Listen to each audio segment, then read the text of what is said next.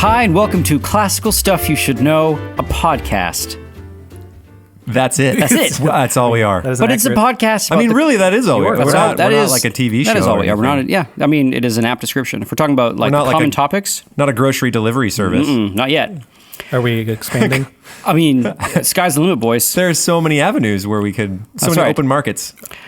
Are you just saying there are lots of businesses we could? I'm just saying there's lots of businesses we can take a moderate, a insignificant podcast in directions in. That wasn't a sentence. We are top 15 in our category, insignificant. Thank you very much. Our top 15 classical education in the literature. Are we really? Yeah, wow. Yeah. Like consistently, we're in the top 15. Man, thanks, algorithm. Yeah, exactly. Appreciate it. No, thank you, listener. Thank you, listener. Yeah, seriously. that's fun. Thank you for. Wait, as of right now, we have 99 reviews. So if anyone would like to go and be that 100th review, that would be wonderful. Confession. Don't one star it. I have been. I'll like play our episodes and just set my computer to play them over and over and over. No, I'm just kidding. All that matters is downloading it, not listening to it. Oh, really? Yeah. Oh, there you go. So you don't even have to listen to it. Yeah. I'm just wasting my computer's exactly. time. That's exactly right. Anyway, so we are a podcast about the classical world, classical education, which is a education pedagogy sweeping the nation, taking the nation by storm. Not really. Is that, Some people like it. Yeah. Okay, there's a niche group. But we like old things. We review. teach in the Western canon, and we attempt to teach the whole man, the head, the heart, and then with art and beauty and good things, also the appetites, and trying to raise up our kids to love that which is good, true, and beautiful. And I see by today's notes of today's podcast that it's on. Maybe are you doing a podcast about me? About me? Your hero? Yeah. Is that what this is? It's about heroes? Yeah. I mean, this is very flattering. Yeah. We're just going to sing, is it the Nickelback song? We're just going to sing that to you over and over again, Graham. The Enrique Iglesias. Is that who it is? That song. That's a great song. Was that like Spider-Man 2? Like the Tobey Maguire Spider-Mans? I don't know. It was in one I of didn't those. know if Enrique Iglesias was It feels like the right cultural moment, though. Yeah, exactly. They all kind of go together. Or you're doing this podcast on sandwiches. Yeah, it's actually, I'm going to talk about gyros, and I'm going to talk about lamb, and what other sandwiches are there? What other classical sandwiches are there? That's a great question. Okay. Is it, though? It's not. Okay. I can't think of a classical sandwich. Was there a moment in like a book where... You tell me. There's shawarmas. Those are really old. But I know, but can you think of a moment in a book that was... there are sandwiches are a really big thing in the importance of being earnest. Yes. Okay, there you go. He eats the sandwiches. Does it count as classical? We get that question It's over 100 years. Is that what makes... Okay, good. That's our cutoff. Okay, so today we are talking about heroes. So what we're talking about is what Graham introed with, that a defining thing of classical education... I'm going to say this and then maybe disagree with myself later. A defining piece of classical education is that That's what makes a great podcast. Yeah, exactly. Is that the goal of classical education is the conveyance, the teaching of both wisdom and virtue. So any school is teaching what generally we would call wisdom, the knowledge that comes before. So no matter where you are in a biology class, they're teaching you like the wisdom, the things learned in biology. You're going to learn that anywhere. But what classical education would also add to that is not only the teaching of the subjects themselves, but virtue, moral character, how to live in the world, how to be a good man or woman. So that would be a difference between classical and modern education. Yep. Does anyone disagree with those? Okay, cool. No, makes sense. Now, how you do that is... Well, I think modern education probably does give you a moral education, but it's perhaps an accidental one or one that is watered down, right? Because you have to appeal to a large group. That's a good point. The size is... I don't usually think of the size as being the reason for that, but that's interesting. So it's a logical principle, right? The more people in a group, the less they have in common. So classical schools need to be small to... Well, they naturally self-select to a smaller class, right? Typically they're private, which means that it's a different group there. And then people that want a certain education for their kids, right? It self-selects into a smaller group that has more in common. Yeah, we should talk about, this is a total tangent and unrelated. What is the guy's name? The guy who did Great Books of the Western World, Mortimer Adler. So first he did Great Books of the Western World, which is with Encyclopedia Britannica. And then his project following up was this thing called the Paideia Project, if anyone's ever heard of that. His goal is to take classical education and instill that in public schools. So his goal was for classical education to be a part of public education, but not the Christian part of it, obviously, because it's public school. So Now, listener, paideia is a Greek word that kind of encapsulates this idea of the training up of the whole man, not just the wisdom or not just the understanding of the knowledge of subjects, but also the sort of the moral formation. Yep. And that's why he called it paideia program. So that's where the word comes from there. Anyway, there's like a scene in the Odyssey where they talk about like Telemachus lacks paideia or something like that. I'm not sure the actual word comes up much, or at least it doesn't come up in the translation. So, but that is what both men are kind of going through during the whole tale. And then Paul's Greek, one of his letters, when he's talking about I think it's like being brought up in the Lord. The word is actually paideia, paideia of the Lord. So being brought up in, being trained in the head and the heart, sort of the moral wisdom, virtue. Okay, so today's episode is just a brief reflection on how that is done or ways in which that can be done. So a thing that's been said on this podcast before, mostly by Graham, but I'm sure everyone has said it, of the teacher being the curriculum. Graham, when you say the teacher is the curriculum, what do you mean by that? So, we back up a couple of steps. So the way that the teacher goes about teaching, or the way that the teacher goes about understanding a subject, is an incredibly important and formative and powerful thing.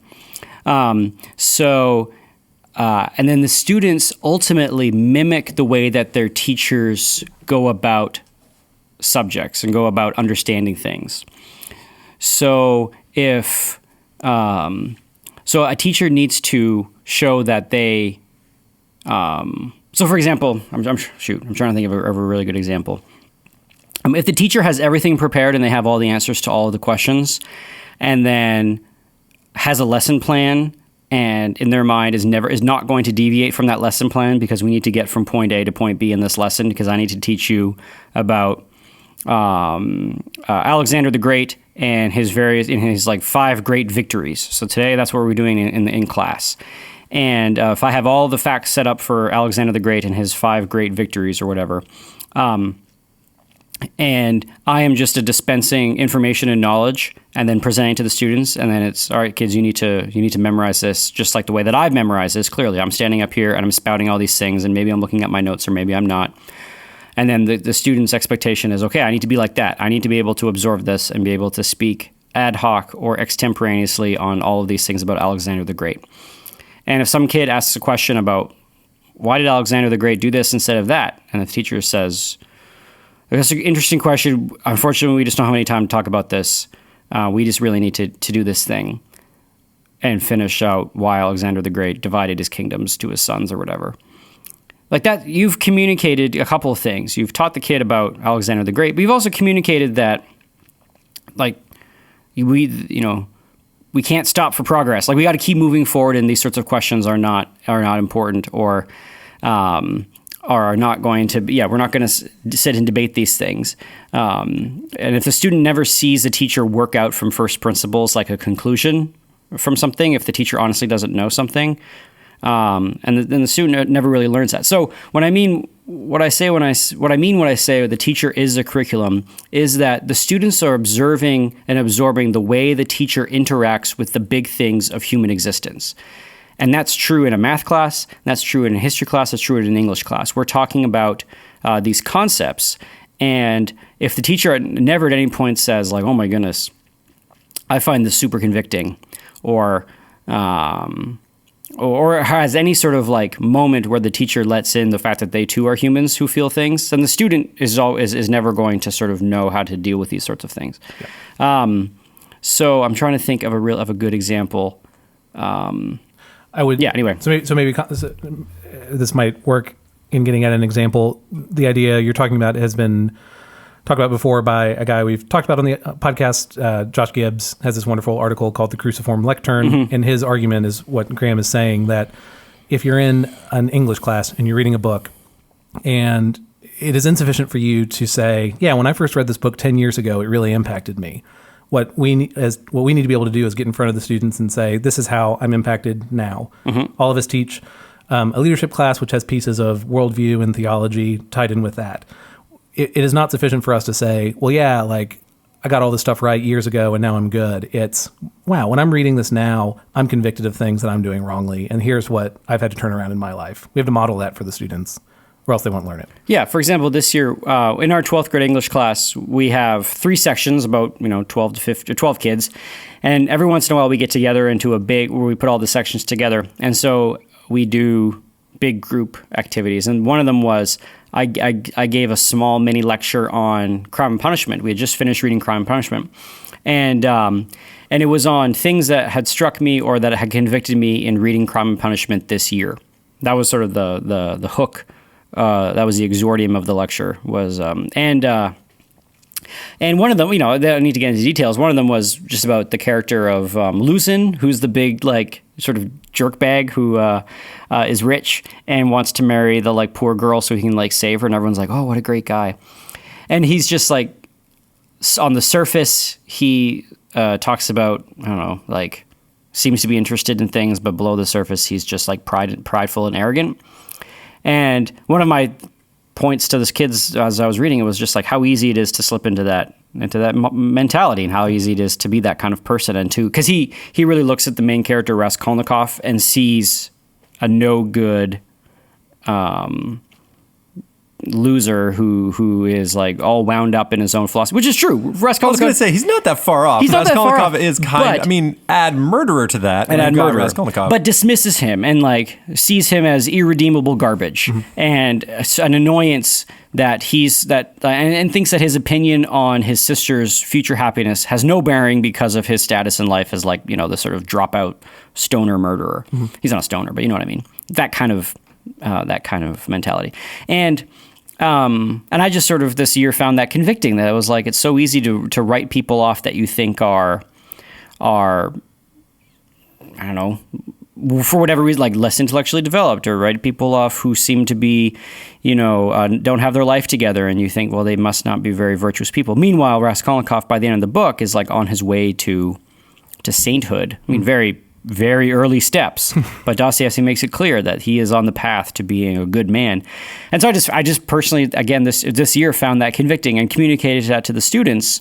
And my guess is that that's going to be something that a teacher sort of standing up and saying I'm a human being who feels this way is going to be more memorable or more impactful than their quiz on chapter 16 or whatever. Right. Yeah.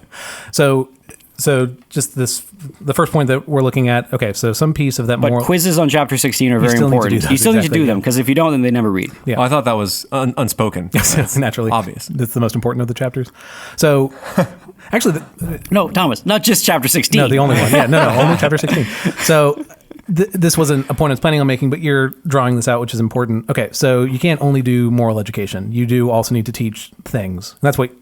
that's the joke we're making about. You also need to do the reading. You can't just get the moral lesson. That you've cheated the process if you've done that. But some piece of... Or they don't know how to do it themselves. Yes. Me coming up to the front and just sort of talking about how I feel about something, I can't just do that every year. Right. Because then the students by the end of the year, all they're going to say is wow, Mr. Donaldson really likes books. Exactly. And Mr. Donaldson feels so much. But if they're not taught how to do that themselves, then they're not. They won't be able to grow. After they leave you, right? At some point, they'll have to do this for themselves. Correct. So you must teach things and moral. So that's a point. Not planning, or whatever. That's a thing. But the main point we're making here is that some piece of moral education is through seeing someone else do it. You see that someone actually believes the things that they are saying and follows them, and that makes a person want to be like that. That's the only point I'm making. So teachers can do that. But it's not only teachers who do that. So if it's called classical education, then much of what we do or point to are the classics. So the history of written work primarily, just because that comes before us, is another source of example, is another source of, hero is the word that I'm going for, but another source of examples. So let's take that line of thought, because we'll see if this gets fun. Okay, so AJ, you start, do you start with the Iliad? What's the very first thing you read? Gilgamesh. No, who cares about Gilgamesh? Start at the beginning. So let's talk Iliad, because I know it better than Gilgamesh, but only Sounds fine. Slightly. Who is the hero of the Iliad?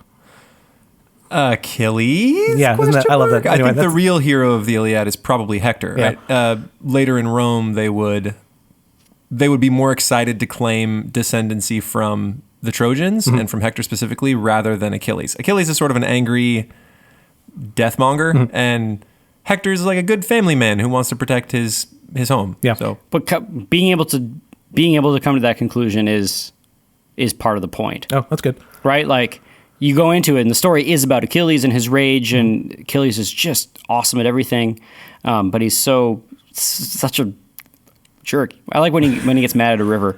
he kills the river gets mad at him. Oh, that's right. first. The river gets mad at him. He kills so many people, it clogs up the river, and the river is like, "What Come on, is man." your program?" And then they fight together, and nothing happens. But then to be able to come to the end of that and realize, like, oh, Hector dead is- disgraced Hector is the way to live, Yeah. or is the hero, Yeah. and to sort of parse out that sort of tragedy of it, but Yeah. also Achilles is going to die too, Right. of it, is like the important part of developing virtue in that. Sure. So, but let's follow with Hector. So what about him makes him the hero? What is his personality? What are the things that Hector does that makes you in the story and say he's the good guy? Oh, so many. He gets Comforts his flirted little with crying by kid. Helen and then turns her down, and not very many men actually turn Helen down. And he has a wife that is insanely in love with him and wants him to stay. And he's got a kid. He's that tender kind to his child. He's tender to his child. His child sees him in his armor and starts crying, and he takes it off. One of the best ways is that he's contrasted with his brother Paris, who is good at fighting but incredibly vain and has zero courage. And so Hector will yell at him for all of the things that he should be doing and isn't doing. And yeah, it's probably not a good way to get the character of a person through how they yell at another person, but Hector does live all this out. And when he makes a mistake, he owns up to it. And at the end of the book, he won't run back into the castle or into the city because he doesn't want to be ashamed in front of his friends. And so there are a few, I don't know, kind of spots where you say, well, Hector, maybe that wasn't the best choice, but he is humble. He works hard. He fights when he needs to fight. He protects his family. He isn't doing this for self-glory. He's fighting. at least Yeah, the he's most fighting part. for at least more honorable reasons, protecting family, even though his family members are doofuses. But he still shows loyalty. But he still shows loyalty Right. to them and does it honorably, and which is why it's so painful when Achilles like drags him around the castle or drags him around Troy 11 times or whatever it is. Yeah. Which is like it's intentionally supposed to be like a painful scene. Okay, so then, so everyone who reads the Iliad should then strive to be like Hector. Or Ajax, or there are a few good but if characters. Diomedes, jeez. Oh yeah, Diomedes for sure. But so if Hector's the main guy, shouldn't everyone be like him? Like why do we need the other? So there are other characters in the story. Why do they matter if we have Hector? Well, the reason is because no character in the Iliad is perfect. The person who probably comes closest is Diomedes, in all honesty, because Hector has a few missteps, right? He does push push too far and risk his troops, and it ends up messing them up. And then at the very end, he stays outside the city for his own, because he's afraid of his own shame, and he could have stayed and just let Achilles, just run around the city and be mad at the walls, and that would be fine, and then they could fight another day. But he doesn't because he's afraid he'll get made fun of. And while that may be a good thing, it may also have been the thing that doomed Troy to death. And for Ajax, he's great. He works hard. He's a hard worker, but he's just not that bright, is kind of how you walk away with Ajax. And Diomedes maybe borders on impious, but for the most part, Diomedes has a clear head in council. He works really hard. He's incredibly glorious. We just don't see that much of him. That's the thing. You don't see much of him, so you don't get enough of a full picture to know if he's virtuous in every circumstance. And from what I know, he returns home to a wife that has abandoned him. So Aw. I don't know that he was maybe the greatest husband. So you don't really know that much about Diomedes. So then is the right way to read the Iliad to get to the end and say, okay, so I should take the best of all of these different characters and that's the thing I'm aiming at. The goal is to have the story, see all the characters, know their motivations, know the contexts, know their histories, and then judge their decisions. Okay. With was this a good idea? Was this a bad idea? Because and by judging, you're separate. Your judgment is is pulling two things apart, or is Doesn't it mean to cut? it means to cut. So when you're judging someone's actions, you are judging their actions based on some kind of perceived standard that you have of the better outcome. The way students, just as an aside, students are bad at this because, and I think maybe just humans are bad at this because we also don't naturally take into account like probability. So students will say things like, well, the best outcome would be if just like someone threw a rock and hit Achilles and he's dead and the war's done. It's like, okay, fine. But like probability, like, well, what is the probability of this thing happening in the facts on the ground? So that's usually not a very good question to ask students is like, what is the best outcome that could happen? Because they'll just give you the most improbable best outcome. Be like, well, a meteor falls on the Greek army. Yeah, but I can't think that you can't just look for a hero. I think while there is a positive lesson, there are admirable traits in the characters. Part of the reason we read it is for the negative traits that we want to avoid. Mm-hmm. Okay, so these characters give us examples of things to avoid. Well, this kind of goes back to a long ago podcast where we talked about the ideal type, that there's this idea, or at least the theory of the ideal type goes that human beings have the sense of what happiness and goodness is, and happiness and goodness in a human life is achieved by conforming to the ideal type, by being the hero. Yep. And so when you have a character like Hector and you say, okay, he lived a good life, he was a good man, and then you start to assess and look at his at what he did, and you're holding him up to a standard of what you think would be sort of happy and good, by sort of wrestling with that and having a relationship with Hector that goes on and on and on many times that you read the story. When you're young, you're probably like, Hector's dumb because he's dead. There you go. Sure. And Achilles is alive, so I want to be like Achilles. That's often what, well, if he's so smart, how come he's dead at the end of the book? Yep. It's like, okay. But then having that relationship with... Well, they're all dead now. They're all dead now. And that's Yeah. the point. And that's the thing. It's like, they're all dead now, so how would you have rather lived? And as you sort of read this over and over, and then as you read it when you're older and you have a family and you think about like, would you sacrifice yourself for your stupid brother who makes dumb mistakes? Would you like risk your kid growing up without a father? All these sorts of things. And you look back and you think back on these things. And by holding these up as these models and archetypes and asking, was this wise? Was this foolish? Is this fair? Is this unfair? You're kind of chiseling away at and if you actually let it work itself on you and be honest about yourself on this, then that's how virtue is formed, at least through literature and stories. Yeah. Let me try a different angle, because you're getting closer to the idea I'm playing around with here. Okay, so what is the role of Diomedes and Ajax? What do they do in the army? Or what is their Ajax title? Smash. Or what is their Ajax Smash? So we can't think of that army like a regular army. They are under they're heroes, and they are under their own sort of vows that they gave to be there, right? They vowed to protect a certain marriage, and the marriage has been sundered, and so they are there to fulfill their own vows. It's not like we have one general and then underlings. Man, imagine if we had wars over like the sanctity of a marriage. Yeah. So wouldn't it be cool to have like the moral cause? Yeah. So they may be kings in their own right. Odysseus was a king in his own right. I forget if Ajax was, but they all came, partially because of those vows and partially because it was an opportunity for glory and for loot. Yeah. And or maybe most of them did not want to be there. Yes, that. Very much that. Maybe more the way of taking it is, so from the story we get to see more of Hector like with his city than we do of Ajax or Diomedes in their cities. Yes. Is that that's a fair way of putting it. Okay. Maybe because we see Hector in his regular life and then a grand tragedy befalling the peaceful Ilium, peaceful Troy. Maybe that's also why Hector is the easier go-to, because here is a man who has what he wants and is not looking for trouble and is not looking for war.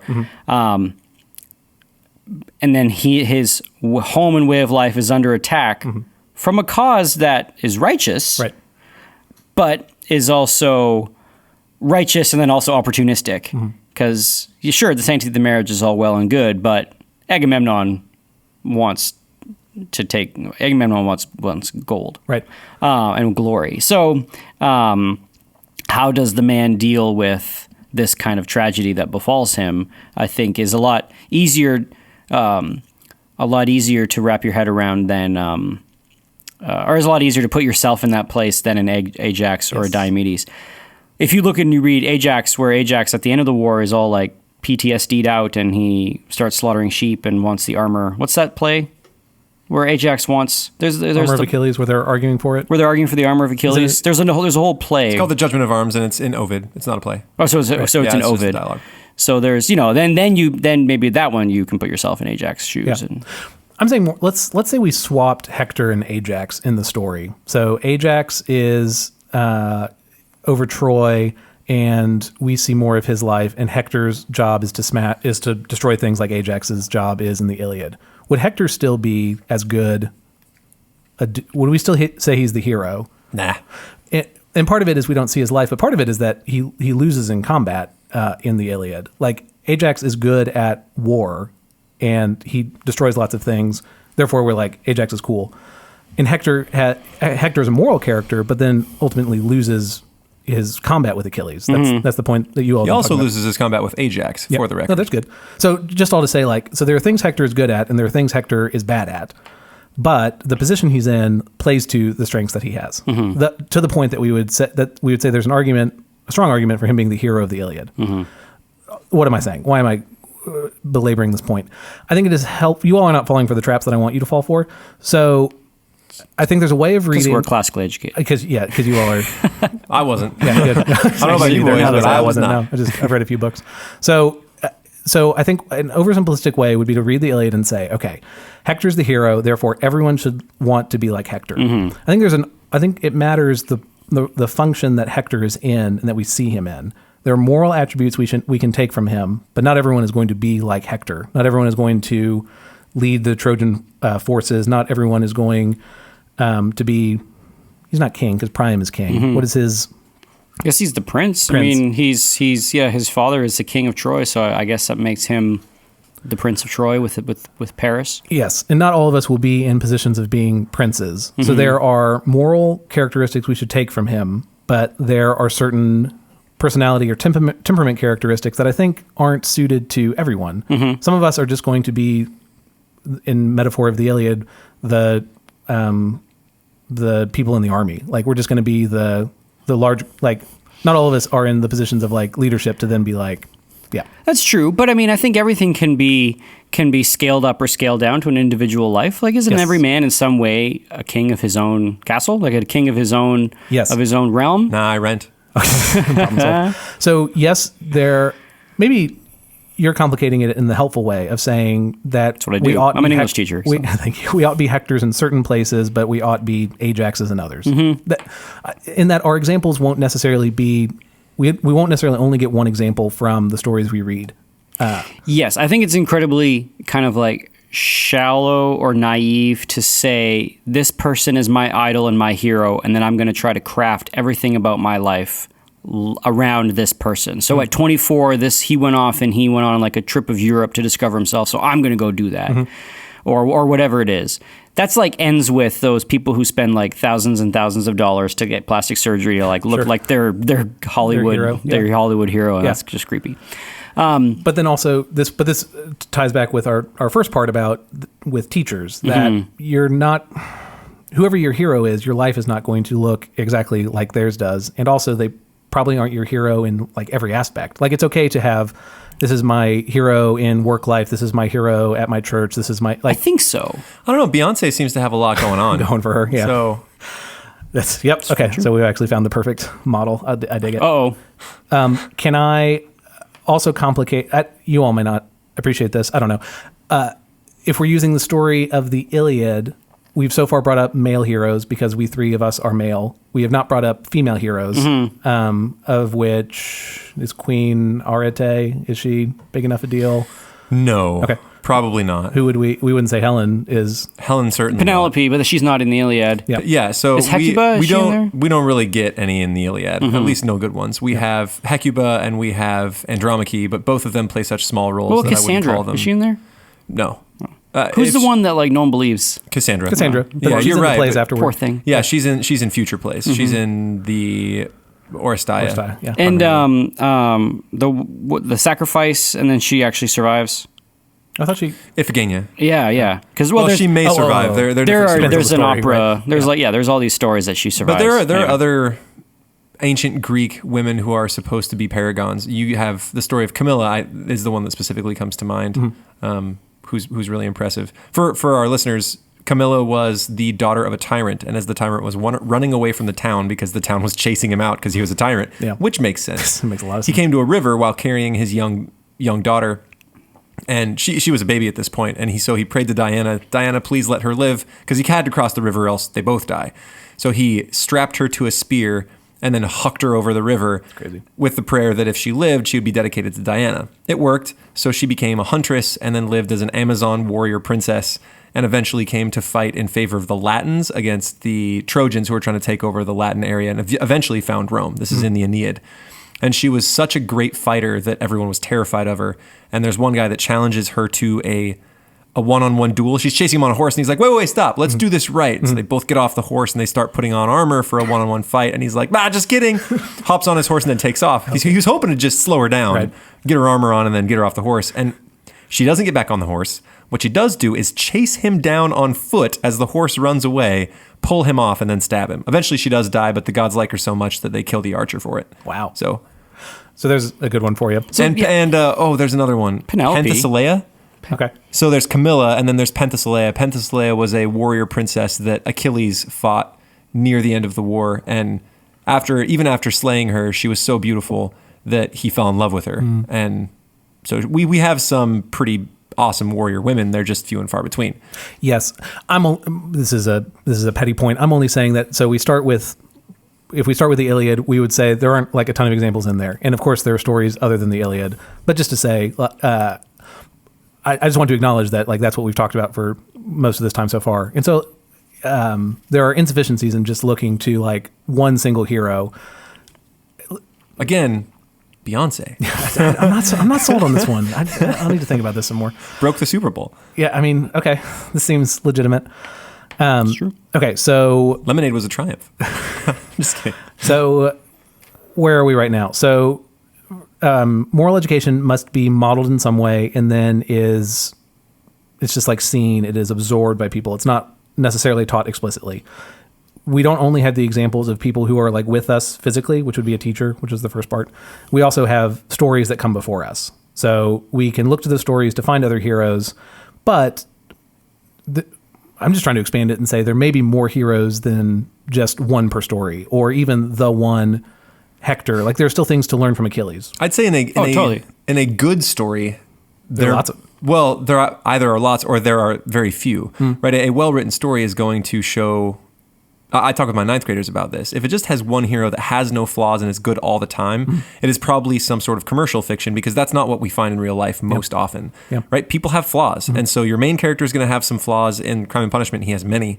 There are very few characters in that book that have no flaws. Razumikin is a little bit love-hungry. We have Dunya, who is maybe a little bit prideful and cross. Porphyry makes questionable police decisions. Yeah, he makes questionable police decisions, and everyone has their own issue, but they're more honest characters. And so typically with good fiction, you're gonna have a better representation of real human life, which means flaws. There are flaws. And then the mechanism is true also when you're studying history.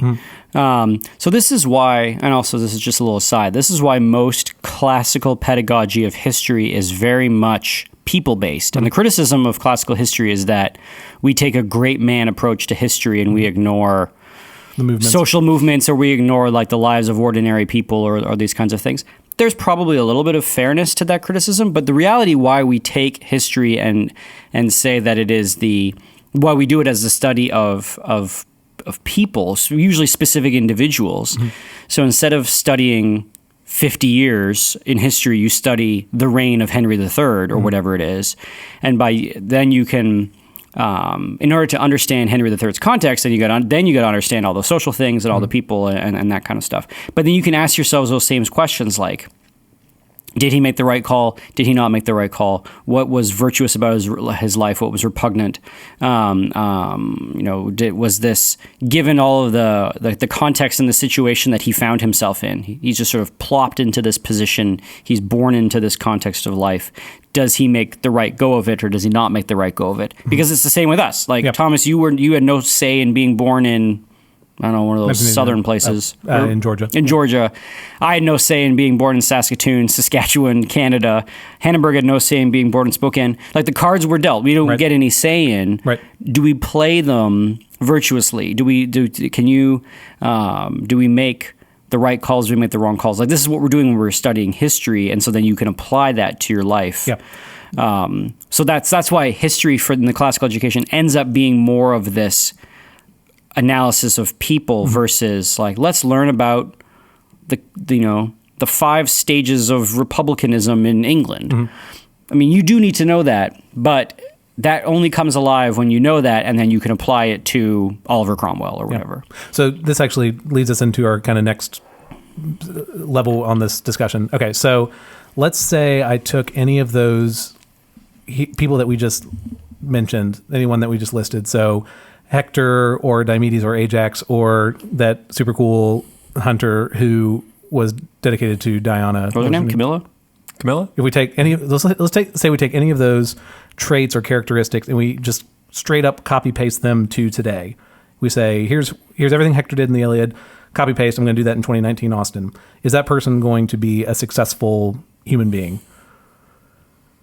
I feel like in Austin, Camilla might have been okay. Great. So Camilla would live in the forest and would subsist and would be okay.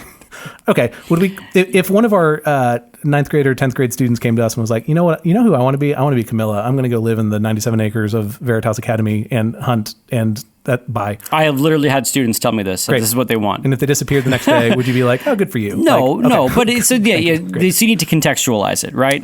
You need to contextualize it to your time as well. So this is the only, great. So that's the next point to make of that.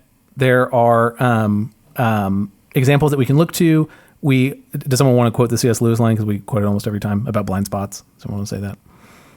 Oh, just about that every age has its own mistakes. And the reason we read old books is because we now are inoculated to those mistakes, but we aren't inoculated to our own, and they were. Yeah. So getting perspectives outside your own time may help you see the own flaws in yours. Totally. But then also, were we just to straight up copy and paste, here are the traits from 2,000 years ago, we're going to do those today, there would be blind spots in their culture that would not work in our culture today. That's the only point I'm making here. We cannot directly copy and paste. Yeah. So there must be contextualization to where we are today. So this reminds me of of something that I think about a lot when I think about taking old things and then applying it to your own life. C.S. Lewis, in his autobiography, I guess it's in Surprised by Joy, he mentions his time in World War I. And he mentioned, so World War I, terrible war, trenches, dehumanizing, with the machines and the artillery going barrage and people going mad and just living in muck and living in filth and just sort of sleeping in dirt and rats and all that kind of stuff. The terribleness of World War I. There's this one point where Lewis is talking about his time in World War I, and he says something like, it was just a line where he says something like, this is war. This is what the Iliad talked about. This is what Paris and Hector talked about, or this is what Iliad was all about.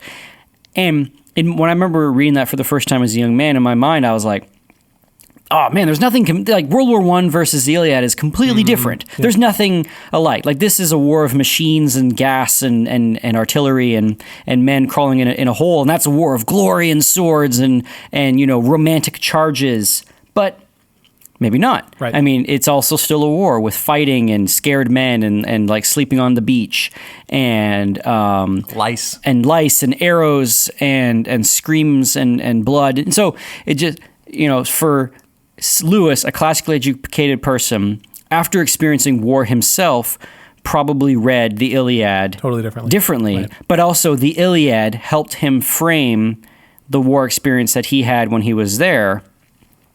One area, so I just find that interesting. Another area that I find interesting with that is that Tolkien and Lewis both fought in World War I, but they never experienced the same level of like despair and lost generation and PTSD and all of those sorts of things that a lot of their contemporaries did. And so maybe that was just the type of action that they saw, or maybe there was something about either their faith or Christianity that helped them through that, or the fact that they were able to contextualize war with all of the wars. Maybe, I don't know. I haven't really worked through that answer of why of why were some able to come through these things and have a perspective on it that they could live with, and others came through these things and did not have and had a perspective on it that they could not live with. I don't know what that answer is, but there was an interesting, I haven't listened to much of it, there was an interesting podcast put on by, I think it was St. John's, which is a classical college in Annapolis, Maryland, but they in Annapolis are also at the Naval Academy, or by the Naval Academy, and they had a podcast where they were talking about war with soldiers, with people who had fought, who were with current soldiers. So there was a really interesting podcast where they were talking about the armor of Achilles with a combat veteran and thinking about ancient Greek war and modern war, and Ajax not really having a place in this world after the war, and soldiers also experiencing that after the war, how can they live just a regular barbecue backyard life, and just sort of using the ancient text to sort of help contextualize this. It was really fascinating. I can't remember what it was called, but it was one of our competing podcasts, I guess. Just are all podcasts our competitor when you think of it that way? I guess it's also kind of classical, so maybe it is a competitor. Anyway, hope you're listening. Hi. Okay, so this is good. So one way of applying those old models of action, personality, whatever, is what you're saying of this direct connection of this is what the Iliad says, this is what I'm experiencing right now, and connecting the dots as possible, right? Yeah. And letting those Greek texts speak to our current moment. Yes. Okay. And another way, so that's one way of taking it. It won't work all the time, is all I'm trying to say with that, of like a thriving life in Austin in 2019 will not look the same as a thriving life in the Trojan War 3,000 years ago or whatever it is. True. Like there are significant differences between the two of them. And so another way of using ancient Greek text is that they kicked off or were a part of a grander conversation that then leads us to our current moment today. So take all, and this is the direction of great books, that you are looking at the conversation over time, that great authors are reading great authors before them, and they're in some type of conversation from then until now. So that's the other way to take it, of to look at the development from the Iliad to now. How has the view of war changed from that many thousand years ago to today? So that's what then gets us to kind of our final area, unless someone has a... Okay. I'm skipping over a section. So I made the brief point of like, if you look at one particular historical moment, you'll miss out on certain heroes that might speak to other types of people other than like war-making dudes. So I was going to talk about Adam and Eve in Paradise Lost because I know you've brought that up before, but I'm skipping over that. Okay. So even if we were to say, here's a male example and here's a female example, that still might not be sufficient. People would still make the argument that like that's only a particular cultural moment. Yeah. This may, it may be worth putting in here. I've definitely had conversations with people who say, why read all of these old texts when you have the Bible? Like when you have Christ, and Christ is the model of one's life. Why not just read that over and over and over again? Why even bother going back and reading about fallen Achilles and broken Hector and all these sorts of things? Why bother doing that when you have the gospel? Can I attempt an answer at that? Please. Okay. This ties in beautifully with... Because I think I like squirted out an unhelpful or a unsatisfying answer last time I had that conversation. Okay, so this is from Alistair McIntyre's After Virtue, which is great. Everyone should read it. Okay, so this is chapter 2, The Nature of Moral Disagreement Today and the Claims of Emotivism. It is a great chapter. Okay, gentlemen, I can read you a section on war or on justice, and either one is fine. Which one do you want to hear? Does the war one include swords? Sure. Yes. We've kind of been talking about war. Okay. Why don't we use the war one? Okay, so this will be lots of reading. I apologize, but I don't, because his words are smarter than any of mine. Don't apologize for Alistair McIntyre. I mean... And I will not apologize for reading The Wasteland. He doesn't apologize for himself, so... I won't read for 40 minutes, I promise. Okay. Sorry. Okay. There seems to be no rational way of securing moral argument in our culture. So he has 3 examples. We're only going to read one of them because they all do kind of the same thing. Consider 3 examples of just such contemporary moral debate framed in terms of characteristic and well-known rival moral arguments. 1A. A just war is one in which the good to be achieved outweighs the evils involved in waging the war, in which a clear distinction can be made between combatants whose lives are at stake and innocent non-combatants, but But in a modern war, calculation of future escalation is never reliable, and no practically applicable distinction between combatants and non-combatants can be made. Therefore, no modern war can be a just war, and we all now ought to be pacifists. That's 1A. 1B. If you wish for peace, prepare for war. The only way to achieve peace is to deter potential aggressors. Therefore, you must build up your armaments and make it clear that you are going to war on any particular scale is not necessarily ruled out by your policies. An inescapable part of making this clear is being prepared both to fight limited wars and to go not only to, but beyond the nuclear brink of certain types of occasions. Otherwise, you will not avoid war. Otherwise, if you're not willing to go to the nuclear brink, you will not avoid war and you will be defeated. Okay, 1C. Wars between the great powers are purely destructive, but wars waged to liberate oppressed groups, especially in the Third World, are a necessary and therefore justified means for destroying the exploitative domination which stands between mankind and happiness. Okay, so those are 3 different perspectives on war. If we got those 3 people in a room together and they talked at each other, would there be agreement? Would they come to some form of consensus? Depends on how long they're there and how humble they are, I'd say. Really? I'd say. Okay. Just having an opinion doesn't mean that you're firmly entrenched in it. Okay. I think that's fair. So if any of those 3 perspectives are open to changing their mind, they could change their mind. Like that's a tautology. And the other two, and provided the other two can articulate themselves clearly and in a way that isn't offensive. And I mean, there's a lot of prerequisites there, but we 3 experience in the rhetoric discussion room discussions where we have opinions and then they get changed. Like mine get changed, your guys' get changed. Let me go for McIntyre's answer. His is a little more negative. If by a little, I mean he says no. Okay, it is easy to see the different conceptually incommensurable premises of the rival arguments deployed in these debates have a wide variety of historical origins. The concept of justice in the first argument, so the be a pacifist, has its roots in Aristotle's accounts of the virtue. The second argument's genealogy runs through Bismarck and Clausewitz to Machiavelli. The concept of liberation in the third argument has shallow roots in Marx. And then he goes through the different ones. What McIntyre is attempting to do, and what will be the topic of future episodes, is that there are historical lines that lead to certain arguments today, and that those trains of argument have a really hard time talking to each other because the vocabulary of each lane is totally different. So like the concept of just, the question is, what is a just war? Those 3 lines of argument would disagree on what the word just itself means.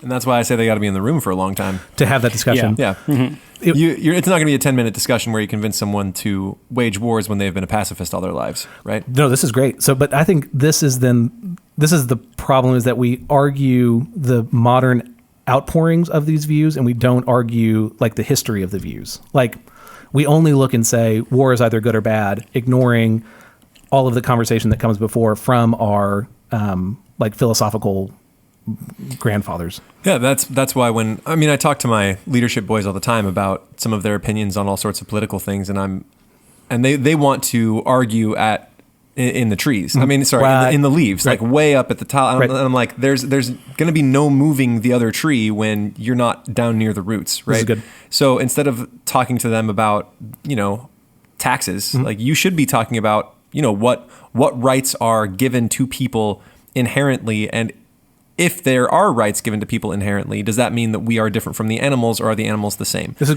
right. Great. So stuff like that. Yeah. But so then if we take that way, how do we make those arguments?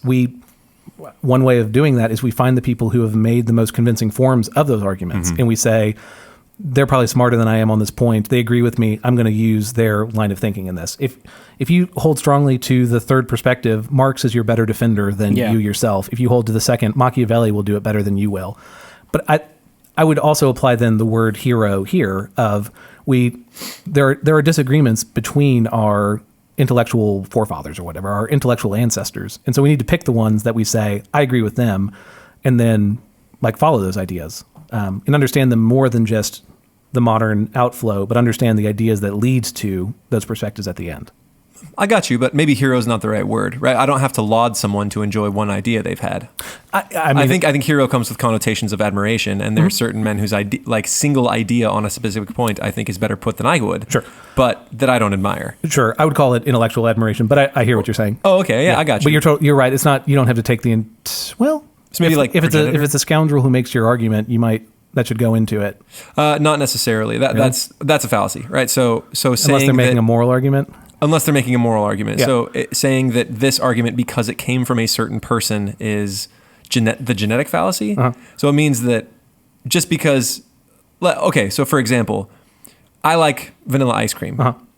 Hitler also liked vanilla ice cream. Uh-huh. So someone's like, "Oh, you think vanilla is the best? You know who else liked that? Yeah. Hitler. You should probably switch to chocolate, right? So, just because he totally. liked something doesn't mean that Or the or vegetarian, right? Hitler was a vegetarian, therefore all vegetarians are Nazis. Like they should eat meat. So like totally having to be aware of that. Yeah, I'm saying more if Aristotle says be a pacifist and then he like kills all of his opponents, I'd be like, you probably don't believe that. Yeah. Alistair's... Right. But even then, like that's... I think we're getting to I think there's a hypocritical fallacy, right? Tu quoque, it's pointing out the hypocrisy of someone that espouses a certain idea to discredit the idea. The idea still might be good. Yeah. McIntyre's point where he says that there are like philosophical underpinnings to the sort of the practical conclusions that somebody makes about an issue.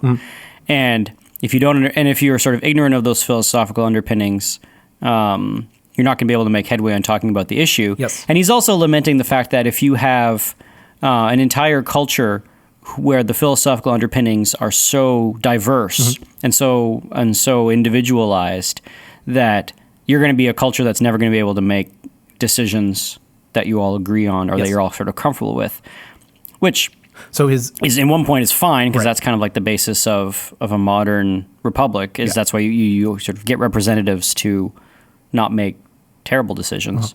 But in the other sense, it can be incredibly fragmenting because if you feel like your strongly held belief needs to be the one that wins, then you set up a system where winner takes all. Well, then you're going to have fracture. So, and that's kind of his point is that if we have people that have different sort of mental models or different paradigms through which they're talking about virtue, they're talking about justice or war, you're not going to be able to come to these sorts of conclusions. And if I remember, it's been a long time since I read After Virtue, but if I remember, I think his conclusion is basically like things would be easier if everybody was Aristotelian. Kind of. Yeah. Yeah, so that's why things be easier if everyone agreed on anything. Like it did literally pick a philosopher. Yeah. Let me get unless it's Nietzsche, and then everyone would just be depressed all the time. He talks about Nietzsche. Anyway, he's trying to thread a needle. There are parts of Nietzsche that he respects and parts he doesn't. Although I just want to state right now for the record that at the end of the last paragraph that's gotten so famous and After Virtue, where he's talking about the new kind of the new Benedict, I'm just going to put this out there, internet. That's us. Okay. Classical stuff you should know. The new Benedict on the scene. That's funny. I like your style. One of my quotes comes from that last page, so maybe we'll hit us up, Wasn't there a Roger. trader named Benedict? Maybe we want to be more specific. Saint Benedict. Yeah. Okay, there you go.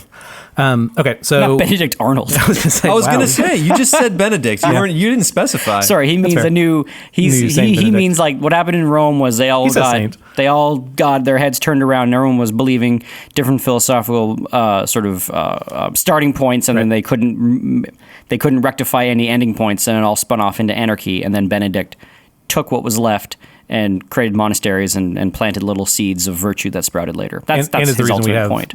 Most of our Greek, the reason we have Aristotle is because the monasteries preserved those writings.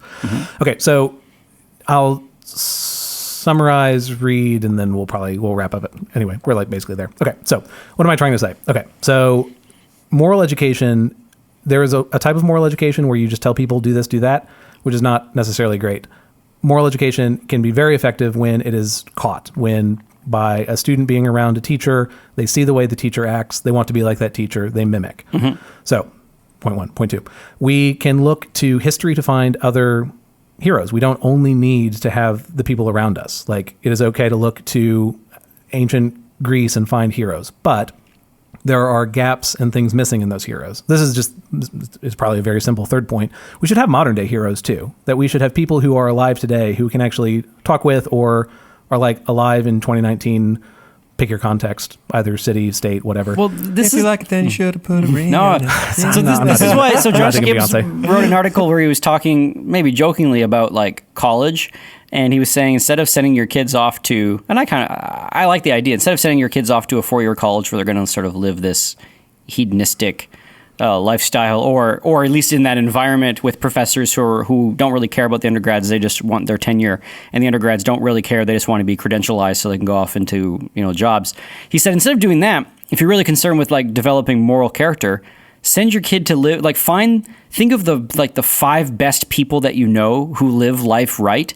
And then have your child go and live with them for a year, for 4, one person for the next 4 years, and then live and then help and work and try to figure out some sort of way that they can install themselves into your life for a year.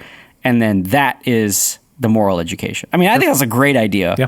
So, That sounds like a good place to land. I mean, that's a good thought to. Well, Thomas, we are starting a farm. Yeah, so that is accurate. So we send your kids. Are we looking for interns? That's is that right. What's happening Come right on, send your Yeah. If you don't want to send your kid to a wacky college, Do we really want to finish the episode? No, please, for listeners to send their children to work on your Yes. farm. Yeah, this is a great That's idea. where we want to end. Yep. well, More than anything. Okay, the farm's not there yet. I'll read this. We're working on it. We're building it. Some of you are going to rage quit the Hide your kids, podcast everybody. as I read this. So get excited. Hide your kids from the podcast. I don't like this. Okay.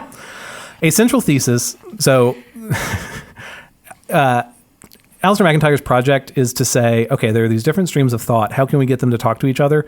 So the first thing I read to you was from page 10. This is on page 216, and he still hasn't answered the question. So anyway, it's a great book, but there was a reason he had to write a few more after this. Okay. A central thesis then begins to emerge. Man is in his actions and practice, as well as in his fictions, essentially a storytelling animal. He is not essentially, but becomes through his history a teller of stories that aspire to truth. But the key question for men is not about their own authorship. I can only answer the question, what am I to do, if I can answer the prior question of what story or stories do I find myself a part. We enter human society, that is, with one or more imputed characters. Well, that was a weird way to say that. With one or more imputed characters, roles into which we have been drafted, and we have to learn what they are in order to be able to understand how others respond to us and how our responses to them are apt to be construed.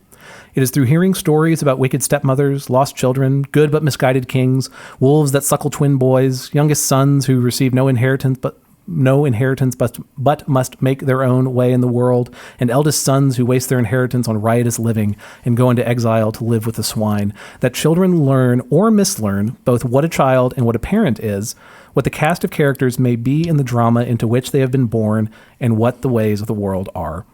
Deprive children of stories, and you leave them unscripted, anxious stutterers in their actions as in their words. Mm-hmm. So, page 216. If you ever want to look that up. So cool. What do we need? We need both the ancient stories, but we do also need the modern stories. We find ourselves in a modern context, and we need heroes specific to where we are to set that example for us of who we are to be. So we need both. Mm-hmm. And that's the landed plane. Cool. Well, this has been Classical Stuff You Should Know. If you have questions or comments or your own further thoughts about ancient role models and modern role models, email us at classicalstuff@veritasacademy.net. You can find us on Twitter at classicalstuff, CLSSCAL stuff, and I will like and retweet your things and maybe send sassy things back because it's the internet. You can find us online, all of our episodes at classicalstuff.net, and we thank you for listening. If you want to be that 100th commenter, please do so. Maybe one day, boys, we need to read out some of our comments because there are some funny ones in there. There's some good ones in there. So maybe we will read out some comments every now and then. There's one that made you guys bachelors, right? Yeah, there was one that was like, "Oh, I love their podcast is really great," but presumably they can do their bachelorhood affords them the freedom to do this. And I was like, "I beg your pardon, I'm married, and Thomas is about to be a father." Accurate. Anyway, but yes. So thank you for listening. This is Graham, AJ, and Thomas, 3 modern heroes. There it is. Signing off. Bye. I never claimed that. Okay. Bye.